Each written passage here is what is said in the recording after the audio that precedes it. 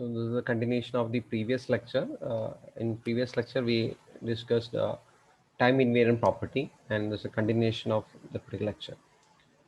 And in the previous lecture, we discussed the definition of time invariant property, and also we discussed some problems, some basic problems we discussed. Now we'll continue from this particular question. And here you can see that the system input output relationship is given as a differential equation. And once the differential equation is given, d square by dt square y of t plus 2t into y of t plus is equal to t square into x of t. This is a differential equation format. So any continuous time system can be represented as a differential equation format. Some cases we'll write y of t is equal to something, and sometimes we'll write this differential equation d by dt of something. Okay. So differential equations are, or any continuous time system can be characterized by a differential equation. And in some questions, they will give the system relationship like this. And when it is given in a differential equation format, you can remember this particular point. You can note down this particular point. It's very important.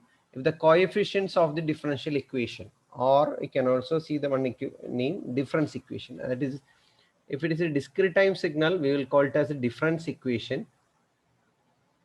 Difference equation. If it is a continuous time signal, a system, we will call it as a differential equation. That's difference. In both the cases, if it is a continuous time system or in a discrete time system. And we can conclude the given system is time invariant or not by verifying its coefficient. Okay.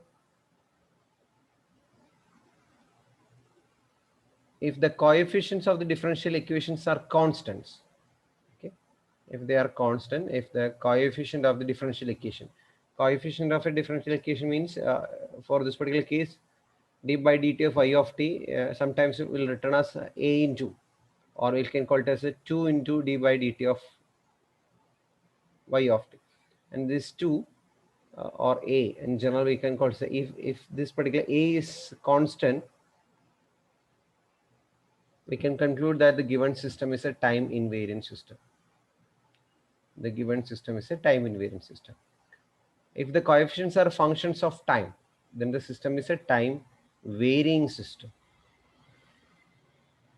So we prefer invariant system. So we always need a constant coefficient. That is, in place of a, if you are writing something like this, t into d by dt of y of t. So in this particular case, here the coefficient is a function of t. Okay. So we can conclude that the given system is time varying system. This is a time varying system. And if this coefficient is constant, we can call it as a time invariant system. Okay. It's a simple trick to identify whether the given system is varying or not. So we can, in this particular question, it's given by d square by dt square y of t plus 2t into y of t is equal to t square into x of t. So in the given equation, if you check the coefficients, here the coefficient is constant. Here the coefficient of y of t is 2 into t. So it contains constant and function of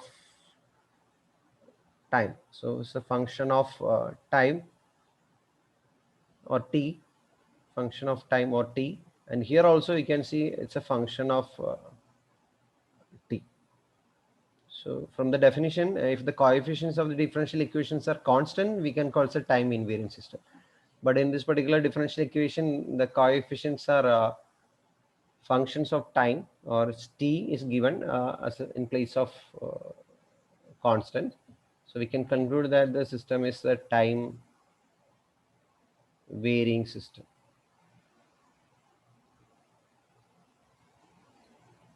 So you need to write this statement when you are applying this particular trick in your problem. Okay.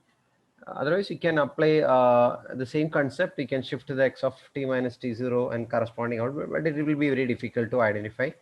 So you can use this particular method, or remember this particular concept.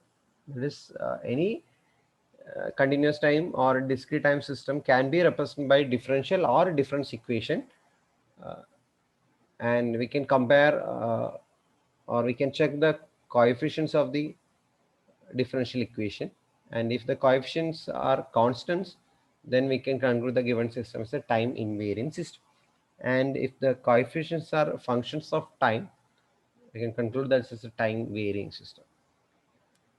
Okay, now we'll see another problem. In this particular question, it is given 2 into d by dt of y of t plus 5 into y of t is equal to x square of t. And in this given equation, you can see the coefficients of this particular equation, differential equation is here it is 2, 5 and 1. All values are constants. So this is constant, this is constant, and this is constant. So I can conclude that the given system is a time invariant system.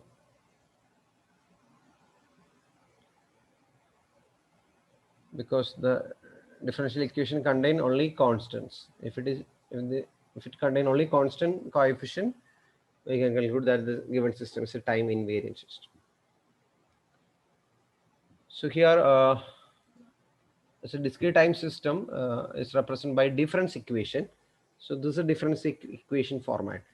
Y of n is equal to 3y square of n minus 1 minus n into x of n minus 1 plus 4 x of n minus 1 minus x of n plus 1.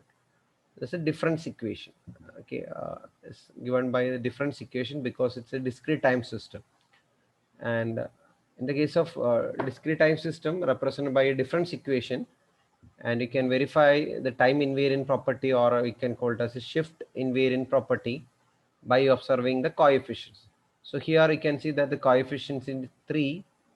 Okay, here it is, I can rewrite this, y of n is equal to 3y square of n minus 1 minus n into x of n minus 1 plus 4 into x of n minus 1 minus 2x of n plus 1.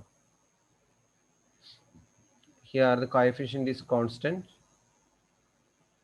Here the coefficient is constant 3, but here the coefficient is a function of n. This is a discrete time system, n into something. Okay. And here it is constant. Here it is constant. But in this particular expression, one term contain a function of n, or it is multiplied by n. It's not constant. So we can conclude that the given system is a time varying system, time varying or shift varying system. Okay. Now we can check this particular question. Y of n is equal to x of n minus 1. And here you can use the normal method. Step 1, we need to apply an input x1 of n, and the corresponding output you can assume that y1 of n. And this x1 of n is a shifted version of the input signal. So you can write x of n minus n0. So input is shifted by n0 unit. That's the meaning. So the corresponding output you can write x1 of n minus 1, or I can write it's a shifted version. X1 of n is actually shifted version of the input signal x of n. So you need to shift the signal x of n minus 1 minus n0. If the signal is x of n, the output is simply x of n minus 1. Now the signal is x of n minus n0, x of n minus n0, now n minus n0, then the corresponding output will be x of n minus 1 minus n0. Simply shift the signal by n0 unit. So now we got the equation number 1, and in step 2 you need to find out this is actually y of n. This is y1 of n. Now we need to find the shifted version of the output, so we can replace n with n minus n0. So the given equation we can replace n by n minus n0. So y of n minus n0 is equal to x of, in place of n you can write n minus n0 minus 1. Okay, we are replacing n with n minus n0. In the previous case we are shifting the input signal by n0 unit. So the given signal, that is x of n, shifted by n0 unit minus n0. So here if you compare these two equations, both are same. Okay, if you rearrange this you can write x of n minus 1 minus n0. So both are same. So equation number 1 equal to equation number 2. So we can conclude that the given system is a time invariant system.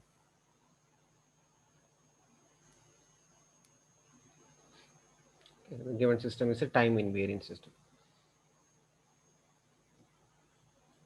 Here the system response y of n is given by x of n into e of n.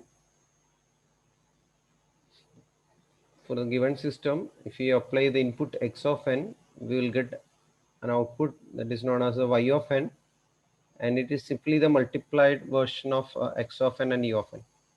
So signal is multiplied with e of n. So that will be the output. And in step 1, we can apply an input signal x1 of n, which is simply the shifted version of the input signal x of n, that is x of n minus n0. And if we apply x1 of n, the corresponding output is y1 of n. So you can write x1 of n into u of n.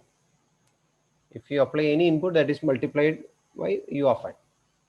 And in place of x1 of n, you can write x of n minus n0. That's a shifted version of the signal into u of n. In step 2, you can replace n with n minus n0. Okay, we need a shifted version of the output. This is the output version. Y of n, I can in this particular equation I can change n with n minus n0. So it becomes y of n minus n0 equal to x of n minus n0. You need to change all the n with n minus n0. And if we compare these two equation 1 and 2, we can conclude that 1 and 2 are not equal. So it's a time varying system. It's a time varying system. Now you can see another question.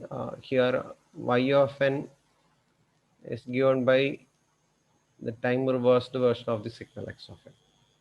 Means if you apply a signal x of n,